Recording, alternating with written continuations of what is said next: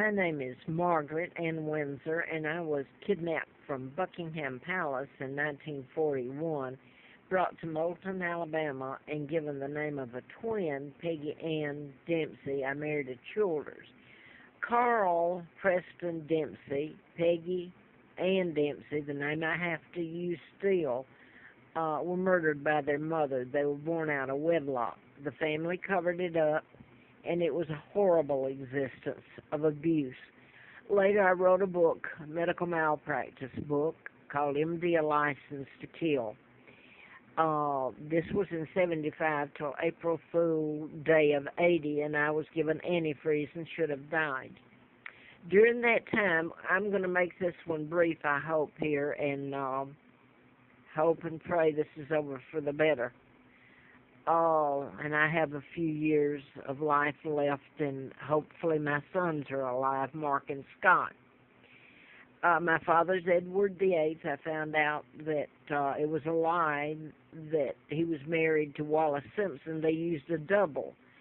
And my father, he was never, the photos they took of him in a diaper and all this to discredit him, and did they ever? And they got away with it. I'm talking about my Uncle George VI, illegal. They took down my father. My father was married to Claudia Ruth O'Keefe, American, and my aunt is Georgia O'Keefe, the artist, her sister. So my father never had anything to do with Wallace Simpson. They had to get rid of him because he was the good guy, and that is Elizabeth's illegal. George VI helped take his own brother down and lie and kidnap me and put a 99-year seal on it. And that's when history changed and the New World Order came to be. They signed illegal treaties allowing the United States to put its faces all over Great Britain, and thus started the United Nations, etc., and the takedown of Great Britain, installing their own monarch. Okay? Now, I wanted to get to this because I wanted to get about the mind control murders. I'd written the book, and I think I just said that here, and Larry Flynt was shot in Lawrenceville, Georgia, and I hope I'm not being redundant.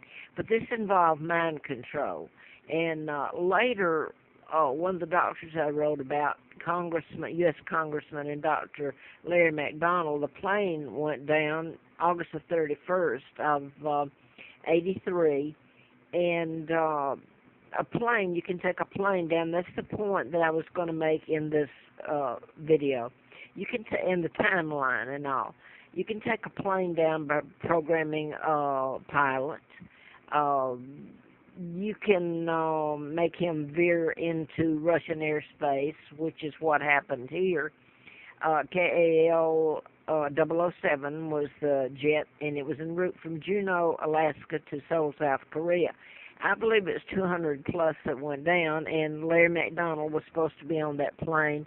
I was in that campaign to replace him, and I've been put on the street. I lived through antifreeze, and I live in hell, and that's just a moment or two out of my life. And then I found out in late 83 about my kidnapping and real name. This is April of 84 that this was published in Hustler by Mr. Flynt. And I wanted to go back here. When I was at Mr. Flynt's, he said to me, when he first met me, you don't have to tell me anything about yourself. I know all there is to know. They were going to send you back a vegetable. Well, he meant by that, I didn't know what he meant, send me back. I now know, send me back to Great Britain, the real monarch, a vegetable. And he knew about the antifreeze and everything. And my growing up, being called bastard and illegitimate and all that, when in fact my father is one of the greatest men ever walked the planet. And Mr. Flynt was shot, I think I said that, March the 6th of 78, and I was living at Moonraker Apartments. Moonraker, you associate with 007. Moonraker Apartments, it was really nice. It was in Marietta, Cobb County. And it had been owned by Penthouse Magazine and then bought out by the Mormon Church, and you get into genealogy, the clues like being genealogy. But while I was at Moonraker, I sent my ex-husband, wow, I won't go into that. It's too much to put on here. But anyway, he sent the FBI letter. Well, I'm not sure I had that then, but he sent a lot of evidence and letters from me where I was doing the book and what was happening and document to Hustler magazine. It was in Chicago, and it was to Arthur Kretschmer, whose name showed up on the executive list on the magazine cover. And I did call him and got through to him, and he said that he'd turned it over to his attorneys, their attorneys, at Playboy, and to see if they could help me. And then I moved from Moonraker on May the 8th of 79 into Laurelwood and got the letter apartments a few blocks down. Got a letter from the U.S. Attorney William Harper, June the 23rd, which is my dad's birthday, and this is in 79.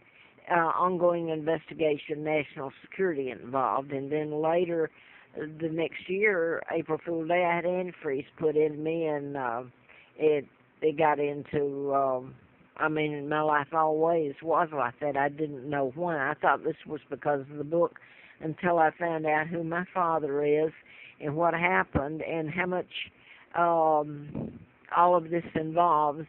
And it hurt my children, it hurt my family, my country, and my country and the Germans and some Americans, an agency. Some of the people here saved my life. Most of them gave me hell. They didn't give a damn, and that's the truth. They treated me like garbage. But I wanted to say this. I'm showing you the response here. Just I was trying to tell you that these mind control murders were done in patterns, because mind control won't show up on a forensic or an autopsy. It's invisible. It was May the 25th of 79, after they had the book. I'd sent it to the Playboy Press, and I had called and sent that stuff to Arthur Kretschmer, that the plane went down, and I just looked it back up to make sure. The plane went down with 3 editors, I believe, from Playboy on it, and I don't know how many other were associated or work for Playboy, but a total of 662 fatalities. It was out of Chicago O'Hare, and it crashed immediately after takeoff. And it was en route to Los Angeles, and it was later that Hustler and Playboy moved their executive offices out to L.A., and Mr. Hefner actually married a lady from Moulton, Alabama, and she lives next door to him, I believe, to Playboy Mansion, and they have children. But I'm just showing you, I was taken to Moulton, Alabama, so I'll leave it at that because this is going off. And I hope that it's over soon for the better. And I have some sort of life, and my children and my country look at it now.